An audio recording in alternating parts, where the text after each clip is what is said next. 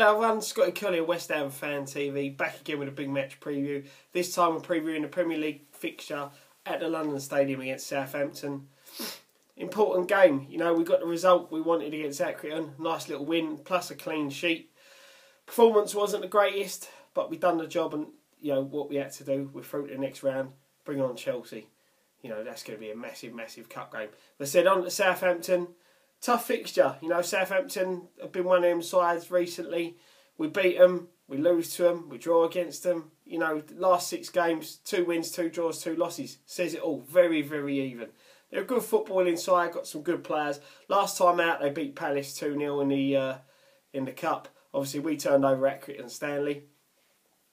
As I said, Palace, their form's quite good at the minute. They've won their last 3. You know, the 3-0 victory in the Europa League, the 2-0 victory over Palace, and they won a game, won their last fixture in the Premier League, I do believe 1-0. Sorry. The last 2 meetings of the side in Southampton was a 1-0 win to Southampton. Last meeting at Upton Park, West Ham won it 2-1. Again, goes to show, very, very even, very tight games. As I said, injury-wise, you know, we lost Masuaku. So now we're down to no left back. You know, Creswell's still a little way back from match fitness. Masuaku, we're not too sure what injury he's got. He disappeared down the tunnel on a stretcher. You know, that's a big blow, especially as you know, we were trying to get a back 4 settled, and he's played in the last game. So I know he didn't have the best game against West Brom, but you know, that hopefully was his one bad game that he got out of his system. Andy Carroll, another injury setback. You know, he was meant to be due back either this week or next. Now it's been put off to the end of the month. Reedy should be back in the squad for Saturday, which is a massive, massive boost. So Southampton, on the other hand, they're going to have Rodriguez back. They're not really missing any important key players. When we look at their key players, you ain't got to look no further than Charlie Austin. You know, the man who we allegedly were after, Sullivan come out and said he had dodgy knees. He's top goal scorer this season. I think he's got 3 goals for him in all competitions. He is a handful. The other players to watch around him, Shane Long, hard-working centre-forward. You know, not got the best goal-scoring record, but does grind defenders into the ground, and he will get that goal.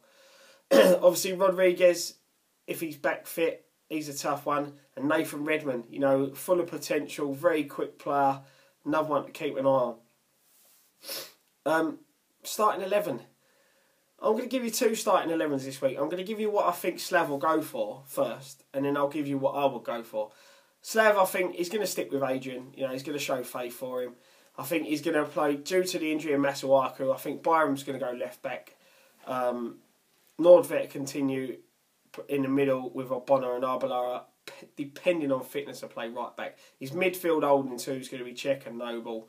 The attacking midfield 3 is going to be Lanzini, Antonio and Payet, and Zaza will continue up front.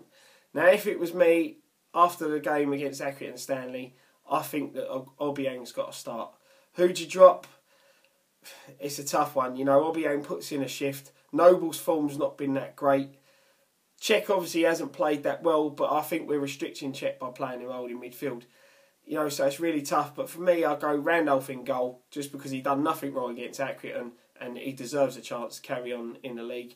I'd probably go with a back 4. I said Obona and Nordvet in the centre, Arbeloa on the right, Byram on the left. I'd have Obiang and Cech as the holding 2, and I'd stick with the same attacking 3, and I'd stick with Zaza up front. You know, he's got a lot of criticism for the Accrington Stanley game. He did have chances, granted he didn't score them, but he's getting fitter, he's getting better, and he's only going to show what qualities he's got if we keep playing him. So I'll stick with him up top.